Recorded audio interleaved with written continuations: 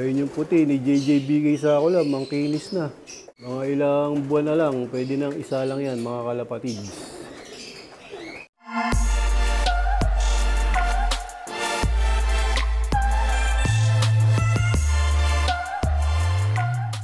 Bago nga ako tumapak ng loop, syempre tatapak muna ako dito sa Campion Multicide Disinfectant.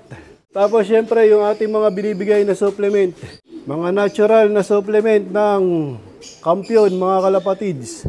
Nutrigano, Pure Oregano, Eurolibo, Respower at Nutriwin. Tapos yung gamit natin patuka, walang iba kung hindi ang kalapatids. Breeder Mix by Ronald Gonzales. Breeder Mix muna yung ginagamit natin kasi nga nagbi-breed pa tayo mga kalapatids. So ito na nga yung mga breeder namin, mga naglilimlim. Yan, pinakain ko na yan mga kalapatids at pinainom. Dito sa portion na to, merong mga inakay pa na naiwan. Ito pa yung isa, 2 pares. Tapos yung iba, mga may itlog, mga nailipat ko na yung mga inakay niyan. Yan nga yung mga tinuturuan ko. Doon sa Flyer Slope, mga anak nila yan, mga kalapatids. Tapos dito din, napakain ko na mga kalapatids, itong mga stock hen. Yan. Ayun yung puti ni JJ bigay sa ako lang, mangkinis na. Yan, malapit nang makumpleto yung primary niyan. Yung primary na pakpak. Mga ilang buwan na lang, pwede nang isa lang yan mga kalapatids. Dito nga sa akin Flyer Slope, walang laman mga kalapatids. Kasi nga, pinagala ko sila dito ngayon. Ayan.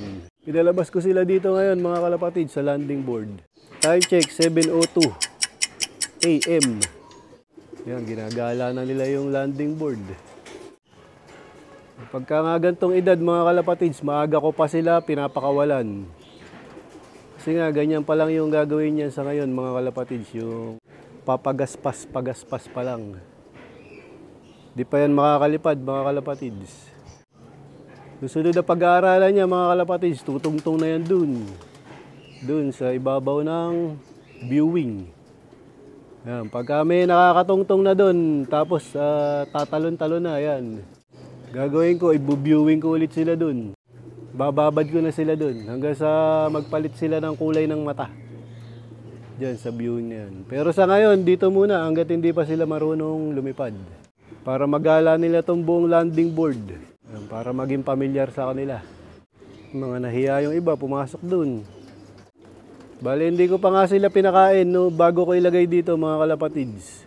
Mamaya ko sila papakainin kapag papapasukin ko na sila para madali silang pumasok. Para masanay din sila na kada tatawagin sila mayroong pagkain dun sa loob ng kulungan.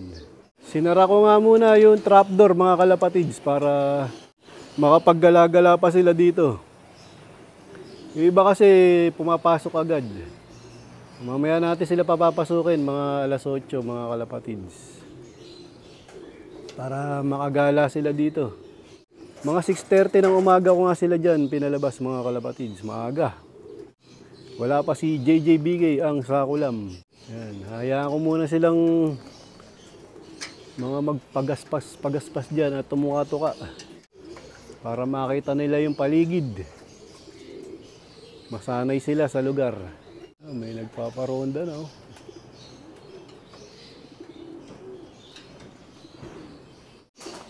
Dito nga sa colony mga kalapatids, napakain ko na rin. Maaga ko rin silang pinakain. Kasi nga may mga inakayan. Para maaga nilang masubuan yung kanilang mga inakay.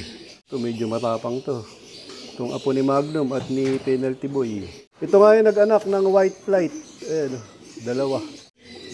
Halos buong primary niya, white flight. Itong mas bata. Itong kuya, meron din, pero hindi ganun karami. Pero kabilaan. Ito, mas maraming puti. Papakita ko sa inyo yung puti nito, mga kalapatids. Ito lang. Ayan, Ayan lang yung puti niyan, mga kalapatids. Ito. Wala sa primary. Pero nag-anak siya ng maraming puti. Ito rin, matapang. Anak to ni Major Payne, itong hen na to. Pinares ko siya sa inbreak, kaya red bar yung inanak. Dito, ano rin, meron na rin isa. Ito yung dating pinares ko kay Major Payne. Ito, iniba ko ng pares. Dito may itlog. Dito merong isa. Bali itong parisan na to mga kalapatids, yung kak ay anak ni Major Payne. Tapos itong nanay ay kapatid ni 8 Mac, si Allen Champ. Yan, may anak silang isa. So yun na nga iba mga kalapatids, tumuntong na doon. Oh. Ayun. Gagala na yan dun. So, ito na yung 4 mga kalapatids. Ayun o. 5 pa pala. Nakapunta na dun yung 5. Ang nakakatakot lang dito mga kalapatids, yung pusa. May nanggagaling na pusa dun. Kaya binabantayan ko mga kalapatids, hindi pwedeng iwan. Kasi nga, nakainan na kami ng pusa dito. Dito kinain, mismo sa baba. Nung nakaraang taon, nung may tinuturuan din ako dito mga young bird. Nilagay ko yung isa dito mga kalapatids. Baka sakaling gayahin. Ayun, mas safe nga dito kaysa dun. Kasi dito hindi ko nakikita, baka mapusa dito. Sumunod na yung itim. Yung pa isa. Yan, mas tanaw nila dyan mga kalapatids, yung paligid. Mas maganda yung pwesto dun. Ayun, sumunod na rito isa. Nagpasukan na nga yung iba mga kalapatids. Ayan o, magutom na. Naglagay nga ako ng patuka dyan mga kalapatids. Yan, breeder mix ng Kalapatids by Ronald Gonzales. Ayun, isa-isa nang nagpapasukan. Yung pa, brown. Yung red bar, tsaka checkered. Sumunod. Ayun, susunod na yung grizzle. Wala, bumalik. Ayun, mga nagkakain na. Wala pa isang grizzle. So yun, habang pinapakain ko yung mga young bird, mga kalapatids, pinapaligo ko nga itong aking mga breeder sa colony. Mga kak. Kasi yung mga hen, nakalimlim pa. Mamayang hapon natin bibigyan ng paliguan yung mga hen. Oras ng mga barako para maligo ngayong umaga. Time check 7:50 AM. Yan, para mapreskuhan yung mga barako natin mga kalapatids. Para maginhawa ang kanilang paglilimlim mamaya pagpalit nila doon sa mga hen. Yan, pagkatapos maligo nito mga kalapatids, itong mga barako dito sa colony. Yun naman yung papapaliguin ko, yung mga stock cock. Tapos na nga maligo yung mga breeder sa colony mga kalapatids. Ito mga stock cock na to. O yung mga barakong stock bird. Yan, pinapaligo ko sila mga kalapatids kasi nga ang init ng panahon. So dito ko na tatapusin ang video ko para sa araw na to. Please like, share, comment, subscribe. Keep safe, God bless. Ingat mga kalapatids.